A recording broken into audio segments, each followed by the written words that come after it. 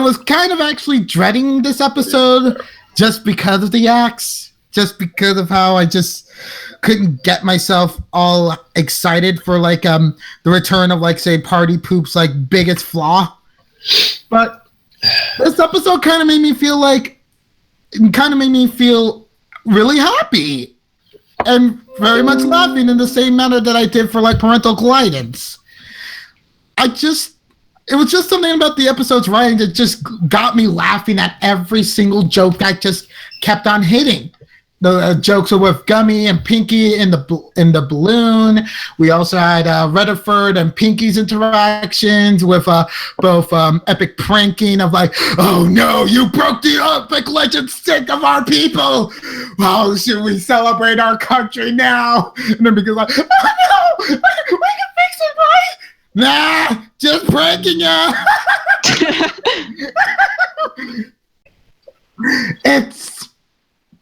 I just really got into like the groove of like the X culture. It's like I don't actually hate them anymore, and it's like okay, that heck it deserves high praise. The X being self-aware was a very unexpected touch. Like some of the things that would be very obvious to like pick apart as flaws and such, just like Whatever like basically.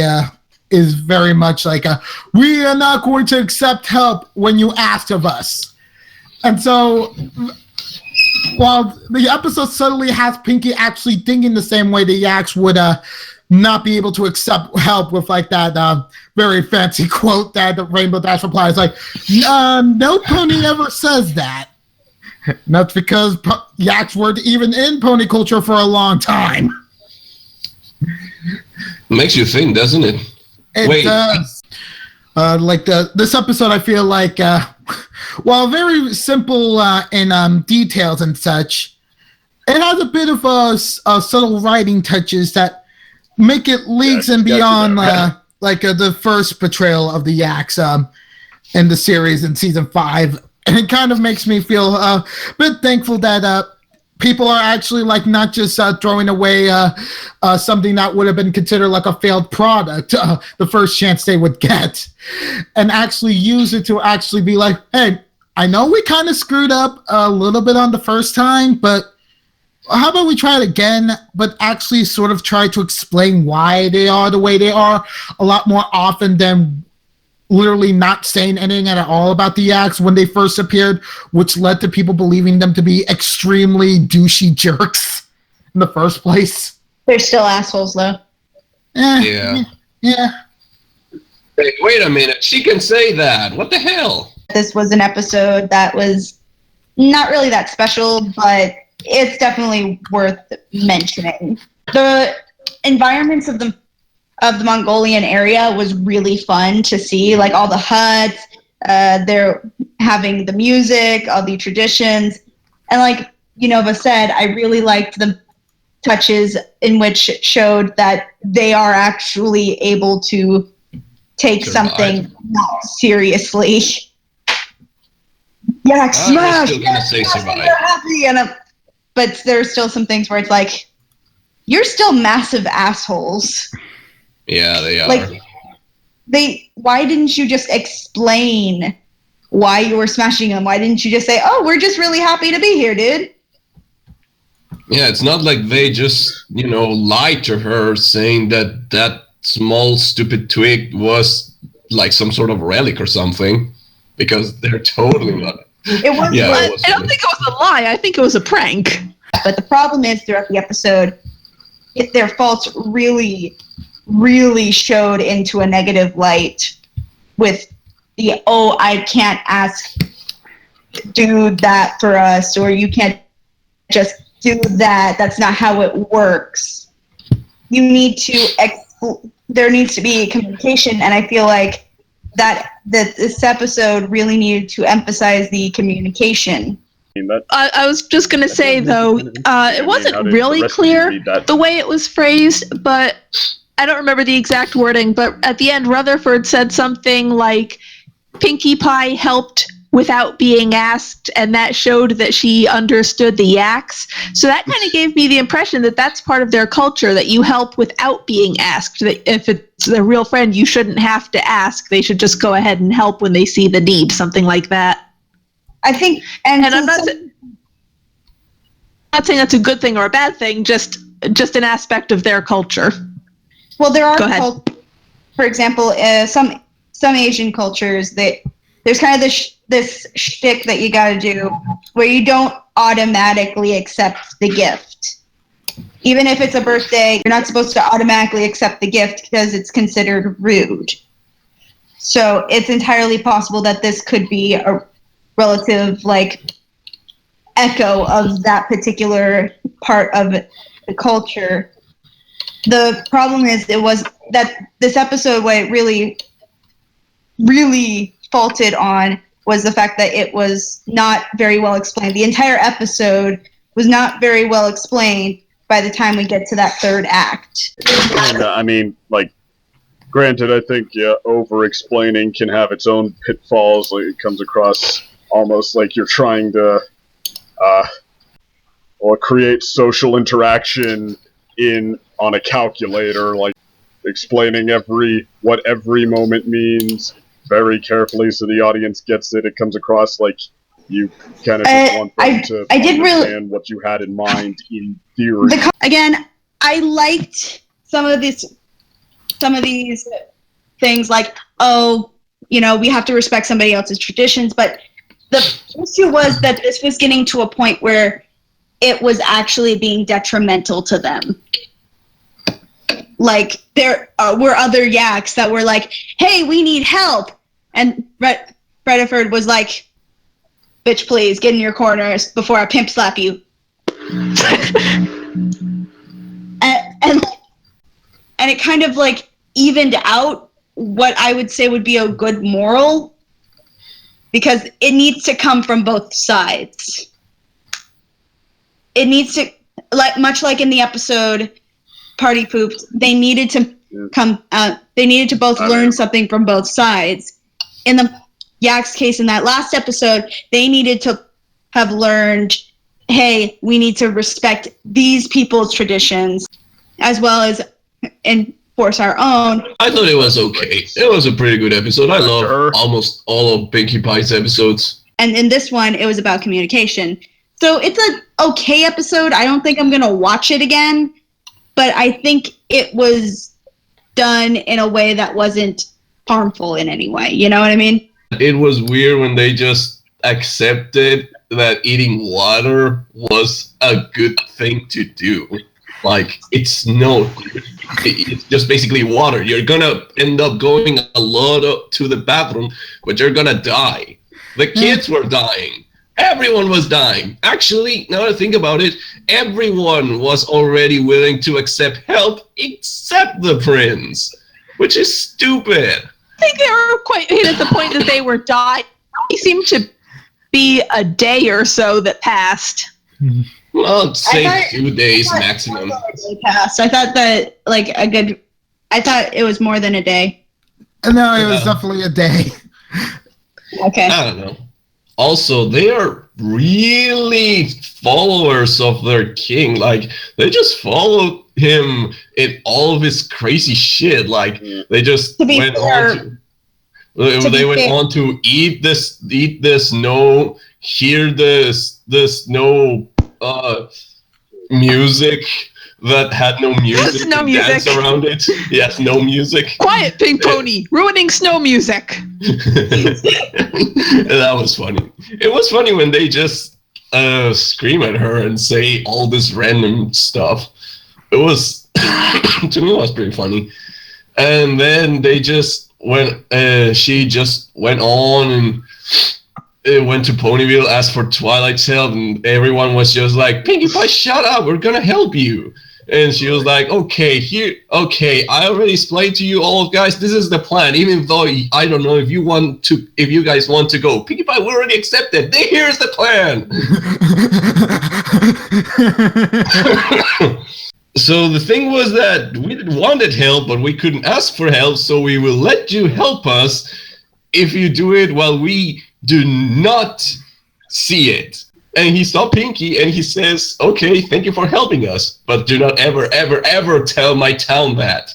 Oh wait, my town already knows. Just never say that you actually helped us. He never told her not to tell. No, but... True, but he said that the way of the Yaks was helping them without, helping them.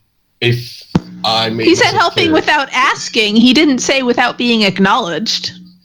Yeah, sort of like that. Lilac Pony Enjoy episode. Not strong narrative, but very entertaining.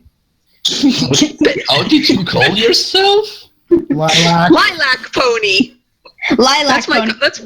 That's my coat color. I did enjoy the episode. Like I said, it wasn't very strong narratively, but it was entertaining. And I liked seeing a bit of the Yaks, and they were much improved from their last appearance, I think.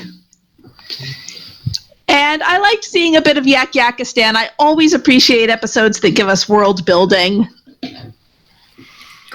And I guess that's about it. Like I said, it wasn't really strong, but it was entertaining, and I appreciate that.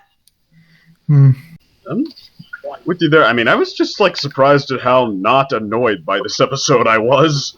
Even, the comedy here, I mean, there were points where I was good and ready to get mad at it, like Pinkie Pie flying back and forth with the balloon and talking to herself twice, because that joke was so perfect the first time. But I mean, especially considering that it's the Yaks, this episode has a surprisingly high batting average for decent comedy. We love you because you tried.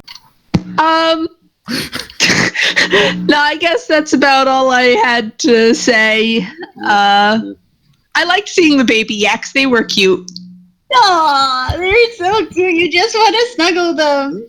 That is true. I also like seeing Pinky get both of her honorary official titles. Yes. Yes. This is true. Hopefully Spike will be because- the one to be next. Because she insisted on Twilight making it official, and I think those honorary horns made her other position pretty official too. Yeah. Even if they were too heavy for her small pony head. Her honorary official title. Yeah, like what is the rank bigger than captain? I guess colonel. Make me colonel. Okay then. By the power invested in me, blah blah blah. You're Colonel Sarge. That was fun. Red versus blue, yeah. That was fun. I just love when someone just has that moment of, yeah, do me this, you goddamn royalty. I love when someone does that. Major. It was kind of like a point of earlier episodes that I felt like it was like, oh, so Pinky actually has technically 2 titles on her now. That's one more than the Prince of the Friendship. Take that, Twilight. Yeah. Yet both titles are worthless, so yeah, Twilight's still number 1. For now. Anyway. I also liked that Twilight turned her bookmark into an official ribbon for Pinkie Pie. That was just a really nice little gesture. Yeah, that was nice. It was cute, but when that happened, it was almost like, you would do that for Pinkie Pie. Twilight is like it's some sort of way. If it was anyone else, it would have been different. But no, if it was Pinkie Pie, you could have done that. You could get with. I mean, I was so ready to not like this episode, and I mean, of all the ones that I could really not have any major problem with, I wouldn't have expected it to be this. But I mean, c'est la vie, gotta call it like I see it. The comedy, I mean, it missed a lot, don't get me wrong, but it also hit a lot. Like, the prince had some really good lines, the prank on Pinkie Pie was funny, Pinkie Pie had some pretty good lines, and I mean, even if there were some lines that seemed like they were, trying to shove the obvious in our face a little too much, compare that to some other episodes that have done this, where it just seems like jokes that have already been done to death being dragged out of the closet yet again, because they must still have some life in them. And I mean, here, it just almost didn't come across this way. Like, the joke really was never that anybody says it in a really obvious voice or, like, repeats themselves too many times. I mean, we did have that moment where Pinkie Pie's telling the story where she keeps trying to hammer in the moral, and the joke is that the prince refuses to accept it, and I felt like, I was ready to say, okay, I get the joke before they were done, but, I mean, even that was a lot less painful than, heck, any joke in Party Pooch, for one, or any joke outside of Pinkie Pie's trip. Pinkie Pie's trip where she temporarily becomes Ringo Starr and all of that had its moments, but, there we are. I thought it was pretty awful. As per usual. Actually, now that I think about it, this is the first time in like weeks that I finally hear you say that. 3 out of 11 I dislike. That's pretty unprecedented for me. But I mean, my big thing with this episode is that it was just incredibly sloppy. The very beginning of it, sloppy. So the way that they made Pinkie in this episode, she really does seem like a toddler. She's like a toddler. A legitimate in this episode. No, like the way they introduced the beginning of it. So she's happy and she's just walking around town, and everyone can't help but notice that. That is that broke me out of the episode at the very beginning. I'm like, I'm watching a show. This is a show. Like, I don't feel like I'm watching something that is even normal for the Equestria universe. This seemed really wacky.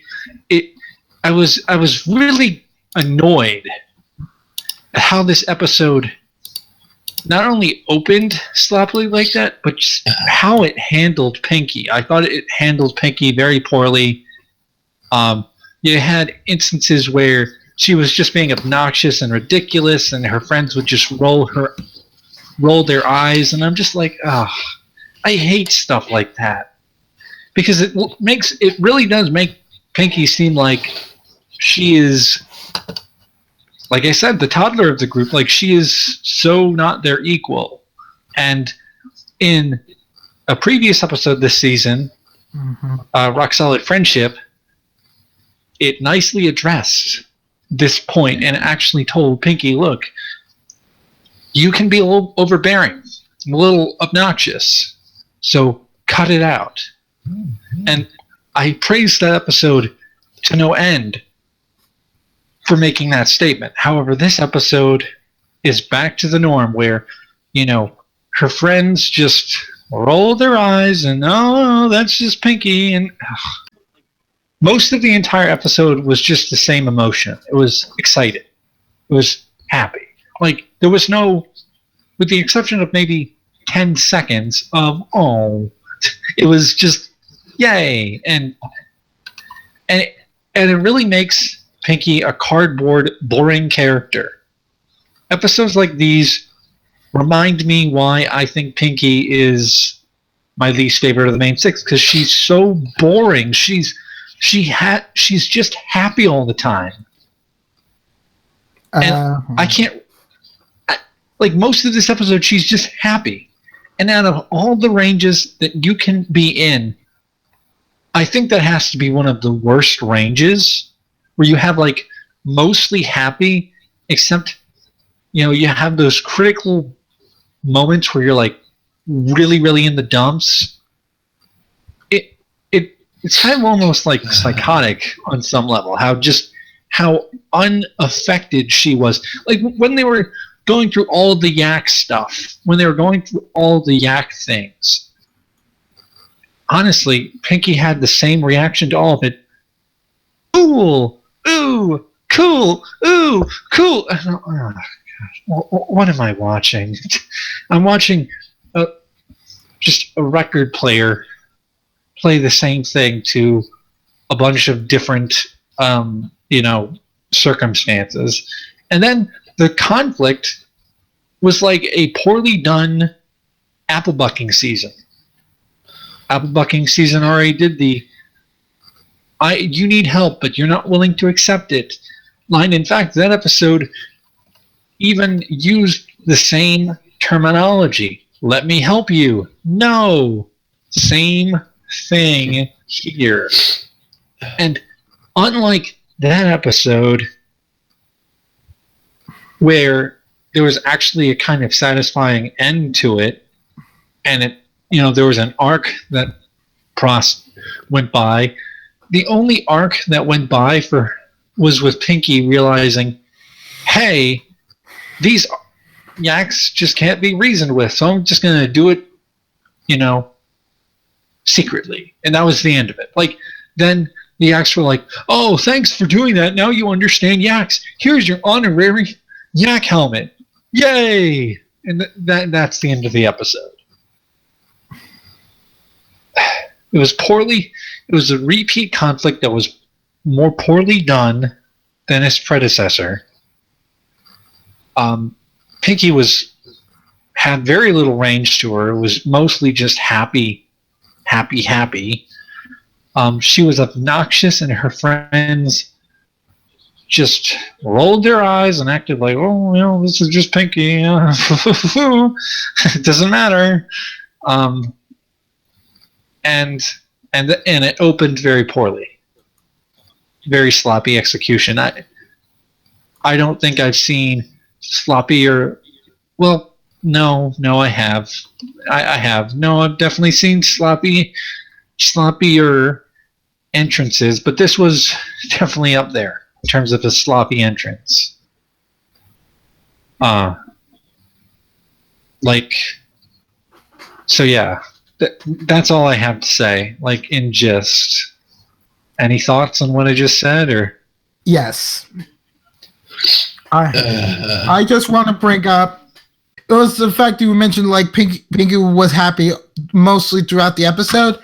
Yeah. I wouldn't say so. Like closer to a second half in which she was very much clearly like, even though she might have like a bit of a smile, she was questioning, like not really sure, not really being happy while just putting on a face. Like, I feel like that, like, it kind of showed like Pinky, like, despite her like just trying to show she was happy, was still having like very much problems with like anything that seemed wrong to her.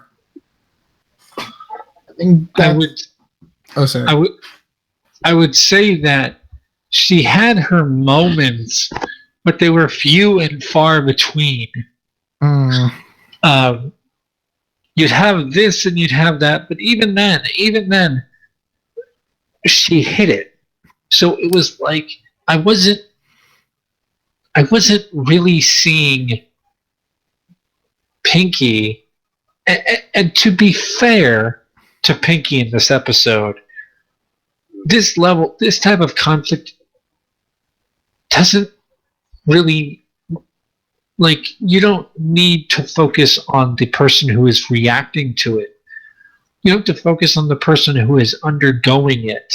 So, like, in apple bucking season, AJ was primarily the focus. Emotions change. We saw her go through an arc.